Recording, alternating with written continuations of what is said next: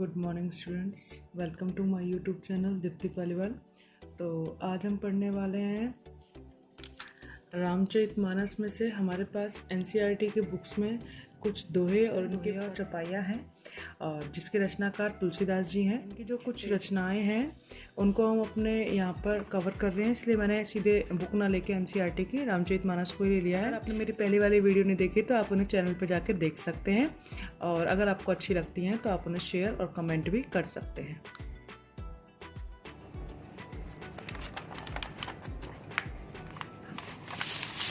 यहाँ हमें रामचरितमानस के बालकांड में आना है। ठीक है, बालकांड में हमारे पास कहाँ से है वो मैं आपको बता देती हूँ। ठीक है, जो आपकी कक्षा 10th में दिया हुआ है, ठीक है, तो वहाँ आपको यहाँ पे इस पेज नंबर पे मिलेगा जिसका नंबर है 200। ठीक है, ये हिंदी की गिनती है और शायद आप लोगों को नहीं पता होगी, जो हम पढ़ते हैं वो अंतर्राष्ट्रीय गिनती होती है। ये हिंदी की गिनती है, मानक गिनती है। ठीक है, ये 2 है और ये 2 शून्य बने हुए हैं। तो हमारे पास जो लिखा हुआ है वो यहाँ पर मास परायण नवा विश्राम है ना, यहाँ से हमारे पास आता है कि नाथ संबोधन भंज नियारा होई केहू एक दास तुम्हारा आयसु कहा कही किन मोही सुनी रसाई बोले मुनि को ही, है ना।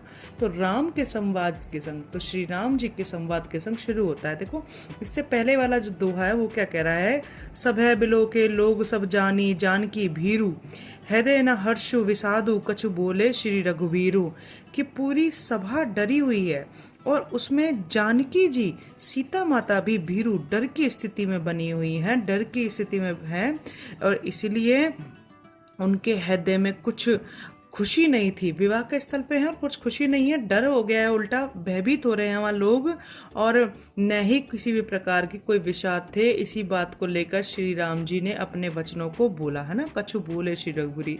इसी स्थिति को परखते हुए श्रीनाथ जी, श्री रघुवीर जी अपने वचनों से यहाँ पर स्थिति को संभालने का प्रयास कर रहे हैं। तब जाके हमारे पास आती है फर्स्ट लाइन। तो कई बार बच्चे कहते हैं कि नहीं, ये जो आभा की बुक्स वगैरह या अधिकतर बुक्स में जो लिखा हुआ है कि वो लक्ष्मण के द्वारा कही जा रही है, तो नहीं, लक्ष्मण नहीं कह रहे हैं। यहाँ स्थिति को संभालने के लिए जनता को, जो वहाँ सभा में उपस्थित है लोग और वहाँ जितनी भी स्त्रियाँ हैं और सीता जी की स्थिति को देखते हुए तो उनके मन में जो हर्ष है वो उस समय नहीं रहा है, उनके मन में भय की स्थिति बन गई है। उस स्थिति को देखते हुए वो यहाँ पर बात को संभालने की चेष्टा कर रहे हैं और इसीलिए आदर सूचक शब्द हैं उनका यहाँ प्रयोग करते दिखाई देते हैं कि आयसु कहा कही किन मोही, कि हे मुनिवर क्या आज्ञा है, आप मुझे क्यों नहीं बताते। तो ये लक्ष्मण ने नहीं कहा है। ठीक है, तो ये ध्यान रखना है आपको कि श्री राम के वचन है, लक्ष्मण के वचन नहीं है। तो ये वाले मैं आपको पुराने वाले में पढ़ा चुकी हूँ, तो आप वहाँ पे ये वीडियो देख सकते हैं। हमारे पास पहला ये होता है, उसके बाद दूसरा ये वाला आता है कि लखन कहा हसी हमरे जाना सुनहु देव सब धनुष समाना काछति लाभ जून धनु तोरे देखा राम नयन के भोरे, है ना।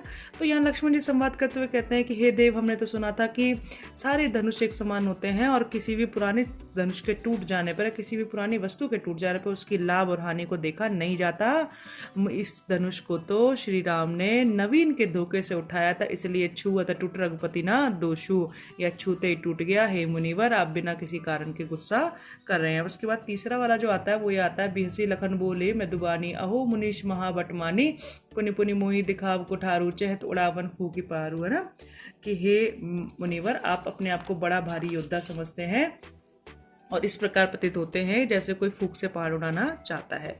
उसके बाद नेक्स्ट जो आता है वो आता है, कौशिक सुनहु मंद येहु बालक कुटिल काल बस निज कुल घालक भानु बस राकेश कलंकु निपट निरंकुश अब्दु असंकु। ठीक है, तो ये विश्वामित्र हैं, जो उनके गुरु हैं, वहाँ पे जो आए हुए हैं विश्वामित्र जी, राम और लक्ष्मण जी को लेके आए हैं, उनसे परशुराम जी कह रहे हैं कि कौशिक सुनो, ये जो तुम्हारे संग जो बालक आया हुआ है यह बड़ा ही उद्दंड बालक है ना, और यह किस समान है कि जैसे सूर्य वंश में चंद्रमा रूपी कलंक हो। उसके बाद जो नेक्स्ट आता है आपका वो आता है कि तुम तो काल हाक जनुलावा बार बार मही लागी बुलावा, कि तुम तो काल को हाकने वाले, ऐसा प्रतीत होता है कि तुम मेरे लिए बार बार सी में मृत्यु को लेकर आ रहे हो, तो इन्हीं वचनों के कारण तुम मुझे बार बार सी में बड़बोले लग रहे हो। लक्ष्मण जी कह रहे हैं परशुराम जी के लिए। उसके बाद देखिए नेक्स्ट जो आता है आपके पास वो यहाँ से आता है ना। तो मैं यहीं से स्टार्ट करती हूँ, वहाँ तक के लिए आपको वीडियो मिल जाएंगी मेरे चैनल पे। और हम यहाँ से स्टार्ट करते हैं कि तुम तो कालू हाक जनुलावा, बार बार मोही लागी बोलावा, सुनत लखन के वचन कठोरा, परसु सुधारे धरेउ कर गोरा। कि तुम तो मुझ इस प्रकार से मुझसे बात कर रहे हो, परशुराम जी से कह रहे हैं लक्ष्मण जी, ठीक है, कि तुम इस प्रकार से, कि आप तो इस प्रकार से मुझसे बात कर रहे हो, ऐसा लगता है कि जैसे आप बारबरसी में काल को मेरे लिए ही बुलाकर लाते हो, हाक के लाते हो या बुला के लाते हो। बार बार मोही लागी बुलावा, मुझे बहुत बार बार सिवा मुझे आपकी इन्हीं बातों के कारण ऐसा लगता है कि आप बड़बोले हैं। सुनत लखन के वचन कठोरा, और सुनते ही, सुनत मतलब सुनते ही, लखन के इतने कठोर वचन सुनते ही परशुराम जी ने अपने जो फरसा था, परसु था, ठीक है, परसु मतलब फरसा, उसको सुधार कर हाथ में सीधा करके पकड़ लिया, अर्थात मारने के उद्देश्य से आगे बढ़ेंगे। अब जनिदेई दोष मोहि लोगु, परशुराम जी कह रहे हैं कि अब कोई भी जो लोग हैं यहाँ पे उपस्थित हैं वो मुझे दोष नहीं देंगे। कटुवादी बालक वध जोगु, मरने योग्य, वध योग्य, ठीक है, कटुवादी कड़वा वाला बालक वध के योग्य ही है, इसीलिए अब यहाँ उपस्थित व्यक्ति कोई भी मुझे दोष नहीं देगा। बाल बिलो की बहुत में बाचा, अब यहू मर निहार बसाचा, कि बहुत देर से मैं इसको बच्चा समझकर बचा रहा था, छोड़ रहा था, परंतु अब ये वास्तविकता में मरने योग्य है। साचा मतलब वास्तविकता में, सच्चाई में, परंतु सच्चाई यह है कि यह मरने योग्य ही है।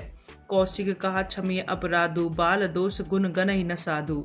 कौशिक ने, विश्वामित्र जी अब बीच में आ गए जब स्थिति बहुत अधिक बिगड़ गई है, ठीक है, परशुराम जी ने अपना फरसा उठा लिया है लक्ष्मण जी को मारने के लिए, तो अब कौशिक जी बीच में आए हैं, बीच बचाव के लिए स्थिति को संभाल रहे हैं। कि कौशिक ने कहा, कौशिक विश्वामित्र जी का भी नाम है, ठीक है, कौशिक ने कहा, तो ऋषि कौशिक कह रहे हैं कि क्षमीय अपराधु, कि हे मुनिवर बच्चे के अपराध को माफ करें, क्षमा करें।